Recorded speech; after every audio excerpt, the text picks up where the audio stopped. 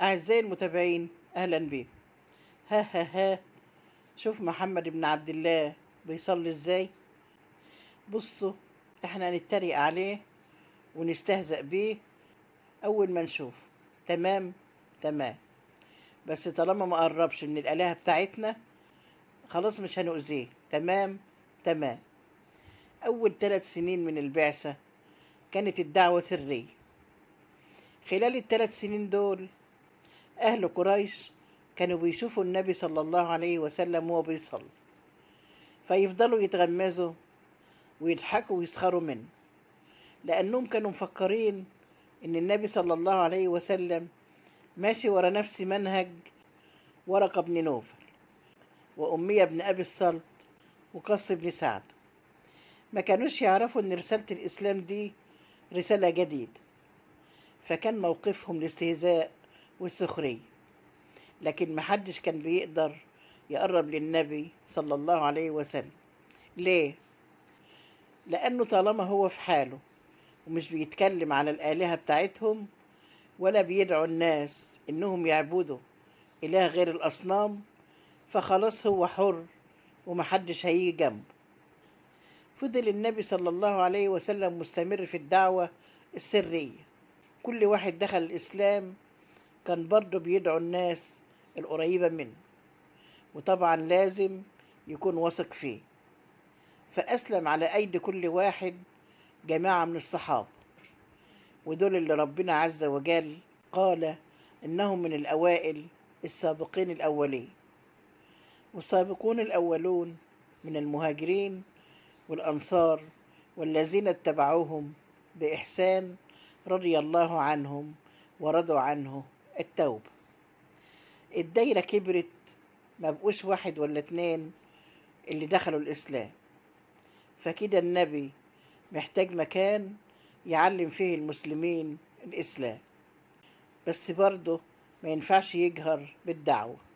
أولا لسه ربنا ما أمرهوش بجهر الدعوة، وثانيا مش هينفع يطلع يقعد وسط أهل مكة كده ويعلم. المسلمين كده هيتعرفوا وممكن يقتلوه، فلازم يختار مكان ويعلم المسلمين الإسلام في السر، ويكون المكان ده هو المكان اللي هيتجمعوا فيه دايما.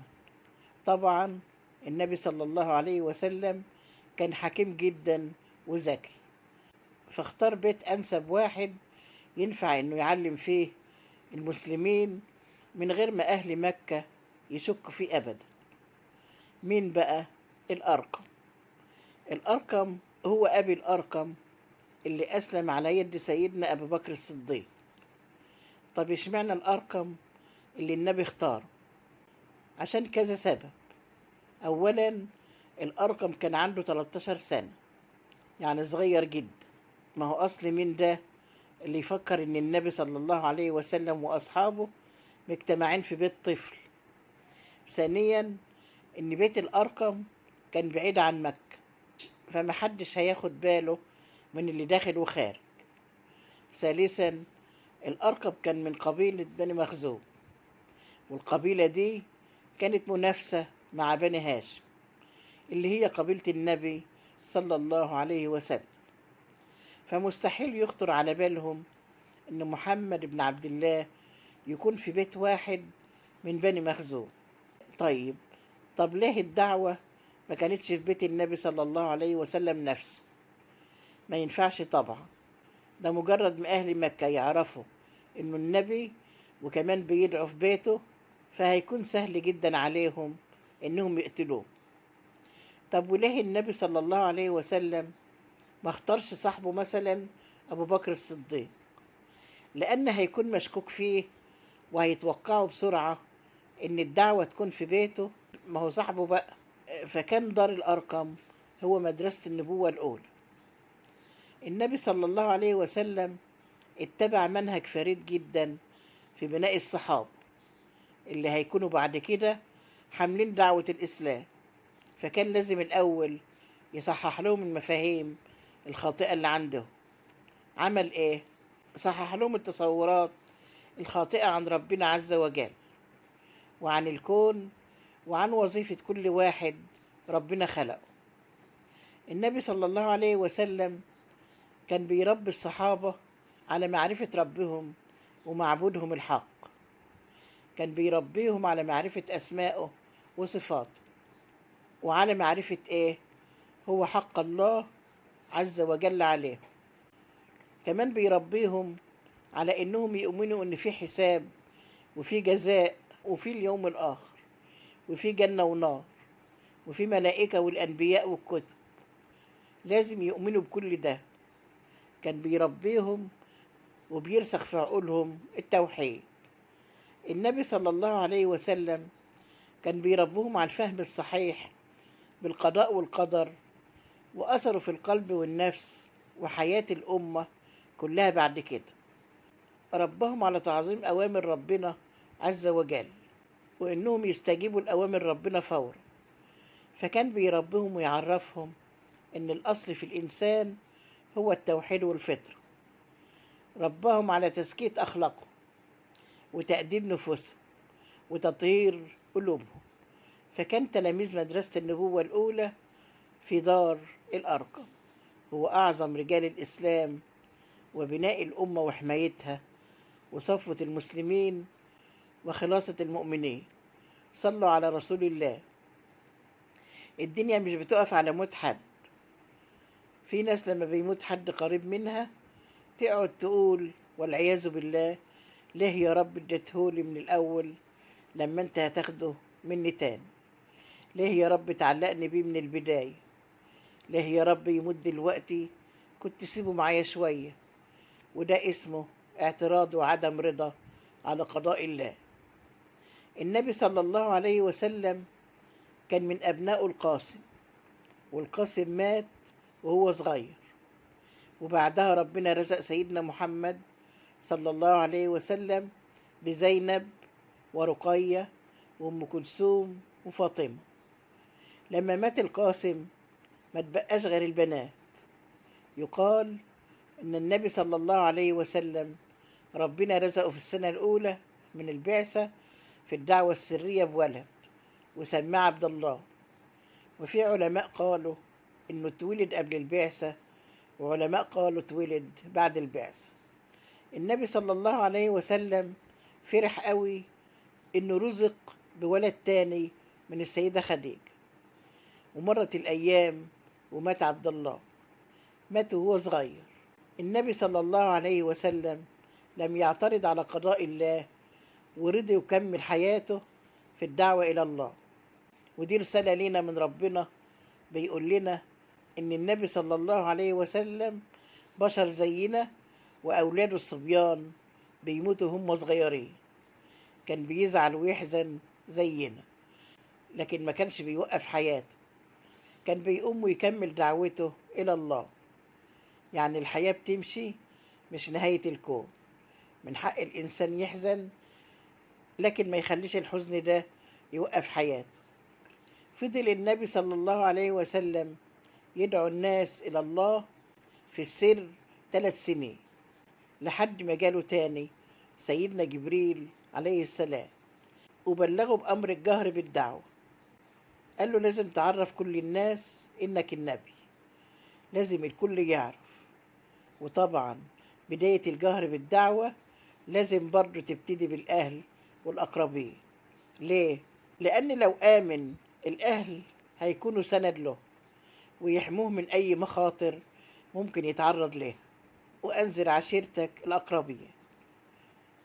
فسيدنا محمد صلى الله عليه وسلم جمع كل قرايبه وأهله، وقبل ما يتكلم قال: الحمد لله أحمده واستعينه وأؤمن به وأتوكل عليه وأشهد أن لا إله إلا الله وحده لا شريك له.